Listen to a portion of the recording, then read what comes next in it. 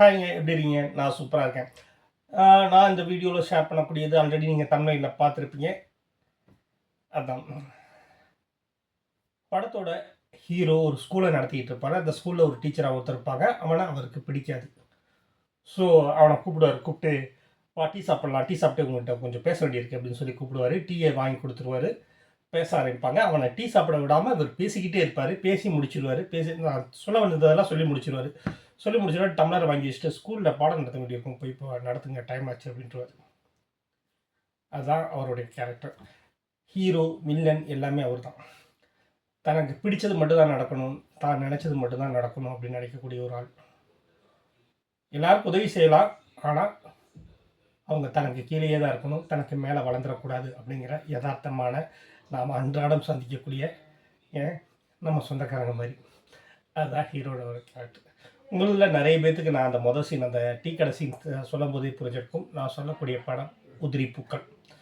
தமிழ் சினிமால திரும்பவும் எடுக்கவே முடியாத ஒரு களம். அதே மாரியான கதைகளோட நெறையா வந்திருந்தாலும், இந்த திரைக்கதையோ, இந்த மாரியான நடிகர்களையோ திரும்ப உருவாக்கவே முடியாது. விஜயன தவிர வேற யாராலயுமே யோசிக்க முடியாத ஒரு பாத்திரத்த பயன்படுத்தியிருப்பாரு. அவ்வளவு கொடூரமானவன், அவ்வளவு வில்லன்.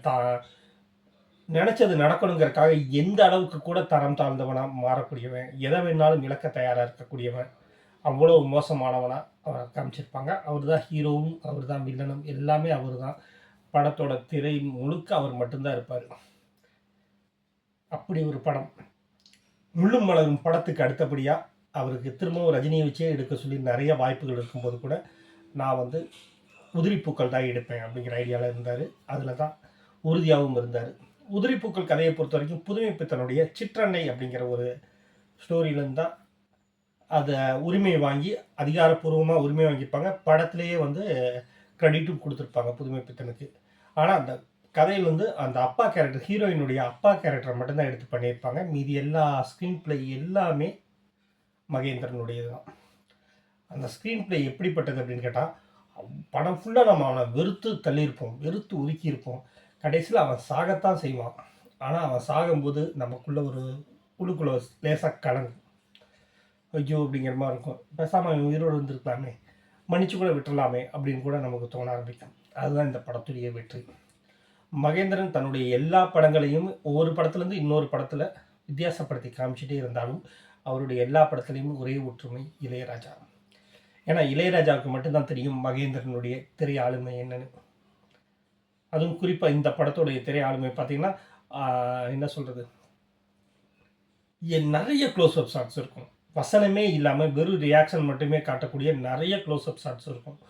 பக்கத்துல எல்லாமே க்ளோஸ் அப்னா இந்த அளவுக்கெல்லாம் கிடையாது. இந்த அளவுக்கு க்ளோஸ் அப் ஷாட்ஸ் வச்சிருப்பாங்க. அவங்களுடைய உணர்வுகள நம்ம அத பார்த்தீங்கன்னா, நம்ம ஒரு கேண்டிட் கேமரா மூலமா நம்ம அவங்களுடைய உலகத்துக்குள்ள நம்ம போய் பார்க்குற மாரியான ஒரு உணர்வ குடுத்திருப்பாங்க.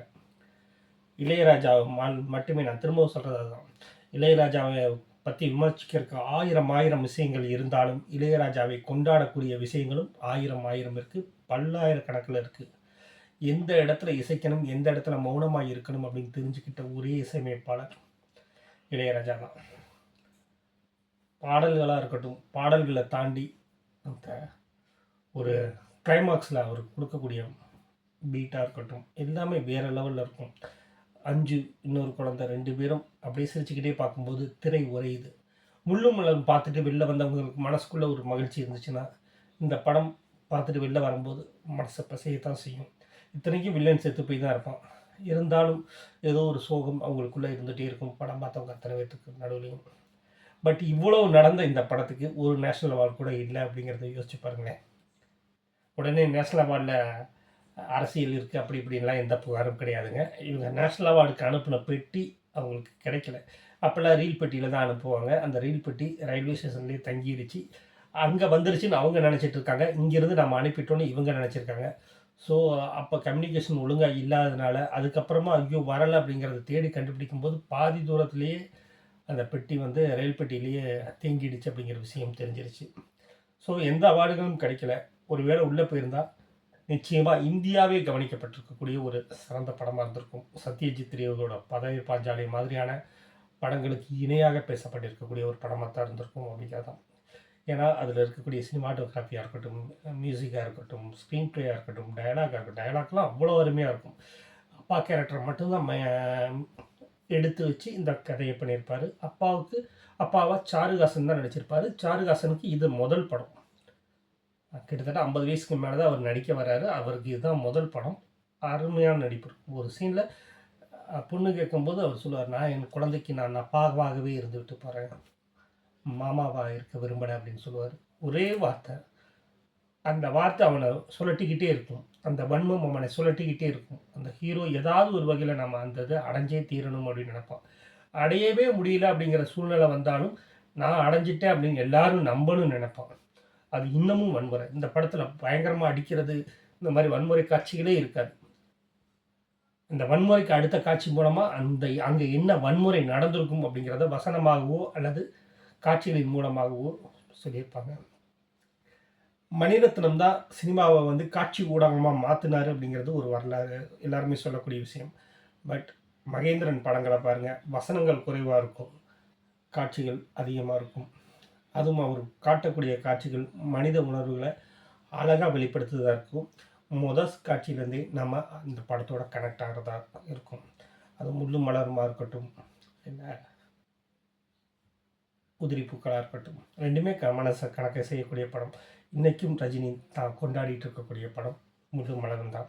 எனக்கு ஒரே ஆசை, மகேந்திரனுடைய கடைசி படம் சாசனம், அதை பார்க்கணும். நானும் எங்கெங்கேயோ தேடி பார்க்குறேன், எங்கேயுமே கிடைக்கல.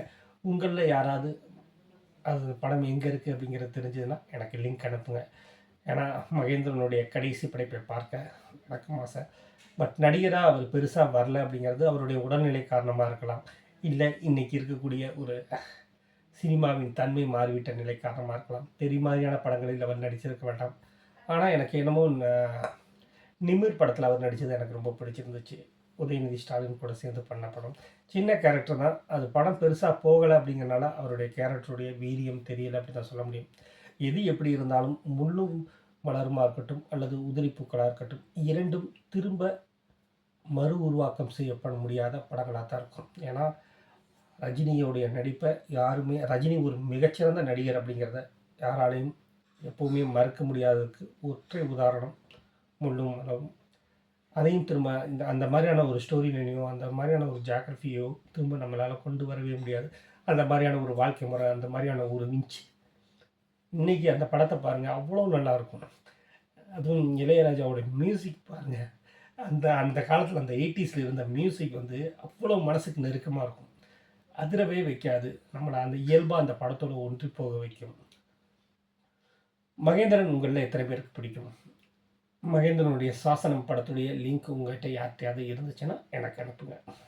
இன்னும் ஒரு வீடியோவில் சந்திப்போம். நன்றி.